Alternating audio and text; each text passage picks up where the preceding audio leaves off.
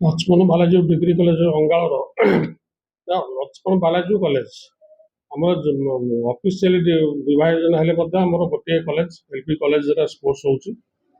ଏଇଟା 17ତମ। ଆଉ ଏ ସ୍ପୋର୍ଟସ୍ ପିଲାମାନଙ୍କର ଶାରୀରିକ ଦକ୍ଷତା ସ୍ପୋର୍ଟସ୍ ବଢ଼ାଇବା ପାଇଁ ଆମେ 3 ଦିନ କାଳ ଏ ପ୍ରୋଗ୍ରାମକୁ ଜାରି ରଖିଛୁ। ଆଜି ହେଉଛି ଉଦ୍ଯାପନ ଦିବସ ଆଉ ପିଲାମାନେ ଭଲ ପରଫର୍ମାନ୍ସ କରିଛନ୍ତି। ତେଣୁ ଆମର ଯେଉଁ ସ୍ପୋର୍ଟସ୍ କରିବାର ଯେଉଁ ମାନେ ଆଗ୍ରହ ଥିଲା ସେଟା ମଧ୍ୟ ସାର୍ଥକ ହେଇଛି। ଆକ୍ଚୁଆଲି କହିବାକୁ ଗଲେ ପିଲାମାନେ ଇନ୍ସପାୟାର ଯେତିକି ହେଉଛନ୍ତି ସେମାନଙ୍କୁ ଯେଉଁ ଆଜିକାଲି ଯେଉଁ ମୋବାଇଲ ପାଇଁ ସେମାନେ ଏଠି ସିନା ଖେଳିଲେ କିନ୍ତୁ ତାଙ୍କର ପ୍ରାକ୍ଟିସ୍ କେହି ଜାରି ରଖୁନାହାନ୍ତି।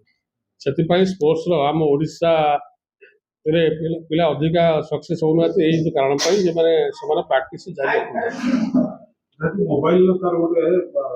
ପୁରା କୁପ୍ରଭାବ ପଡ଼ୁଛି ମୋବାଇଲ ପାଇଁ। ସେମାନେ ପ୍ରାକ୍ଟିସ୍ କରୁନାହାନ୍ତି। ଡେଲି କରିବା କଥା କିନ୍ତୁ ସେମାନେ କରୁନାହାନ୍ତି। ଠିକ୍ ଅଳ୍ପ ଦିନ ଖେଳ ଅଛି ଆରମ୍ଭ କରିଥିଲେ। ସେମାନଙ୍କୁ ତ ମୁଁ ଗୋଟେ ସବୁବେଳେ କହି ଆସିଛି ଯେ ପିଲାମାନେ ତମର ଯୋଗ ଆମର ଯୋଗ ପାଇଁ ବି ସରକାରଙ୍କର ସ୍ୱତନ୍ତ୍ର ଗାଇଡଲାଇନ୍ ଅଛି। ଆଉ ସମସ୍ତଙ୍କ ପାଇଁ ଫିଜିକାଲ ଫିଟନେସ୍ ସେ ମଧ୍ୟ ଗାଇଡଲାଇନ୍ ଅଛି। ତେଣୁ ସେଟାକୁ କାର୍ଯ୍ୟ କରିବା ପାଇଁ ଆମେ ବିଭିନ୍ନ ସମୟରେ ଆର ପ୍ରୋଗ୍ରାମ କରୁଛୁ। ପିଲା ଏବେ ଯାହା ଜଣାପଡ଼ୁଛି କିଛି ମାତ୍ରାରେ ଆଗ୍ରହୀ ହେଲେଣି। ଆମେ ସବୁ ପ୍ରକାର ଚେଷ୍ଟା କରୁଛୁ ଯେ ପିଲା ଫିଜିକାଲ ଫିଟନେସ୍ ରଖନ୍ତୁ। ଆଜି ଏଲ୍ବି କଲେଜ ଅଙ୍ଗାଳର 17ତମ ବାର୍ଷିକ କ୍ରୀଡ଼ା ଉତ୍ସବ ଏବଂ କ୍ରୀଡ଼ା ଉତ୍ସବରେ ଆସି ମୁଁ ବହୁତ ଆନନ୍ଦିତ। ପିଲାଙ୍କର ଯେଉଁ ଉତ୍ସାହ ଯେଉଁ ଉଦ୍ଦୀପନା ତାକୁ ଦେଖି ମୋର ଆନନ୍ଦିତ ଦ୍ୱିଗୁଣ ହୋଇଯାଇଛି। ଏବଂ ଏଇ କ୍ରୀଡ଼ା ହେଉଛି କଲେଜ ଏଜୁକେସନର ଗୋଟେ ଅଙ୍ଗ। ଏହା ଆଉ ଏକ୍ସଟ୍ରା କରିକୁଲାର ଆକ୍ଟିଭିଟି ହୋଇ ରହିନାହିଁ।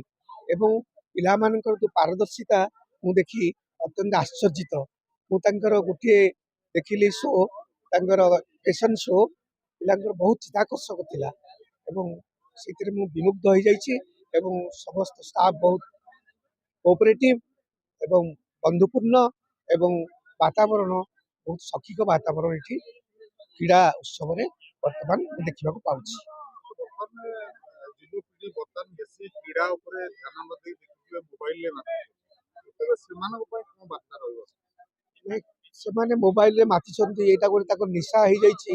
ତେଣୁ ପିଲାମାନଙ୍କୁ ସଚେତନ ଆମେ କରୁଛୁ। କଲେଜ ଏଜୁକେସନ ମାଧ୍ୟମରେ ସେମାନେ କ୍ରୀଡ଼ାକୁ ପାଠ ପଢ଼ାକୁ ଅଧିକ ଧ୍ୟାନ ଦିଅନ୍ତୁ ଏବଂ ମୋବାଇଲକୁ ସେ ଛାଡ଼ନ୍ତୁ, କାରଣ ମୋବାଇଲ ତାଙ୍କର ସମସ୍ତ କ୍ଷତି କରିଦେବ। ତେଣୁ ମୋବାଇଲ କିଭଳି ଭାବରେ ତାଙ୍କର ୟୁଜ୍ କମ୍ ହେବ। ଆମେ ତ କେତେ କଲେଜରେ କ୍ୟାମ୍ପସକୁ ମୋବାଇଲ ବି ଆଲାଉ କରୁନାହୁଁ ଏବଂ +2 ପିଲାମାନଙ୍କୁ ମୋବାଇଲ ଦିଆଯାଉ ନାହିଁ। ଏବଂ ମୋବାଇଲ ଉପରେ ଆମେ ବର୍ତ୍ତମାନ ସେ କଠୋର କାର୍ଯ୍ୟାନୁଷ୍ଠାନ ନେବାକୁ ଆମେ ଚେଷ୍ଟା କରୁଛୁ। ଆଜି ତ ଆମର 17ତମ ବାର୍ଷିକ କ୍ରୀଡ଼ା ପ୍ରତିଯୋଗିତାର ଅନ୍ତିମ ଦିବସ। 3 ଦିନ ହେଲା ସ୍ପୋର୍ଟସ୍ ବା କ୍ରୀଡ଼ା ଉତ୍ସବ ଚାଲିଛି।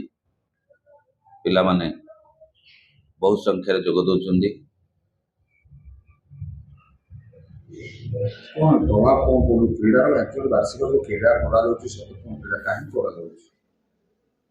ପିଲାମାନଙ୍କ ଭିତରେ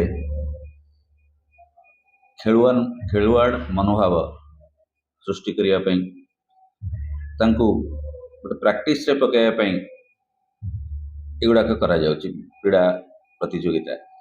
ପ୍ରତିଯୋଗିତା ତା ସହିତ ଅନେକ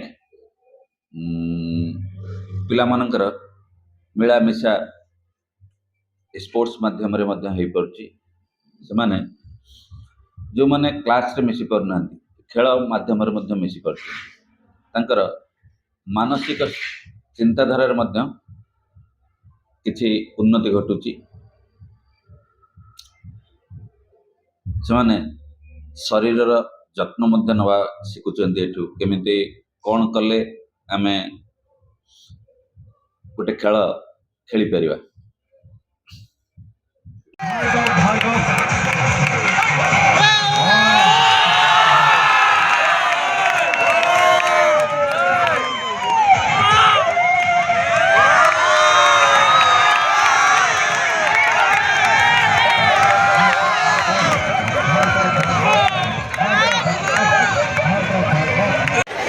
बहुत कथा है ହେଲାନି ସେଇଟା ମୁଁ କହିଥିଲି ଯେ ମୁଁ ଦିନେ କହିବ ସେମିତି କହିବ ସେମିତି ଆମ କାଣ୍ଡି ରେଡି ହେଲାନି ନା କାଣ୍ଡି ଯଥାଶୀଘ୍ର ମଞ୍ଚ ଉପରକୁ ଆସ। ଭାର୍ଗବ ରେଡି ହେଲାନି ନା ୟେସ୍ ଭାର୍ଗବ ରେଡି ଖାଇଲା କରିବ ଭାର୍ଗବ।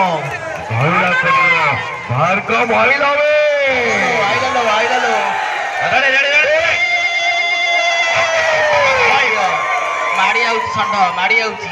ଆରେ ମ୍ୟୁଜିକ ଅନ୍ କଣ ହେଲା ସାଇଡ ଦିଅ ଷଣ୍ଢ ମାଡ଼ି ଯାଉଛି।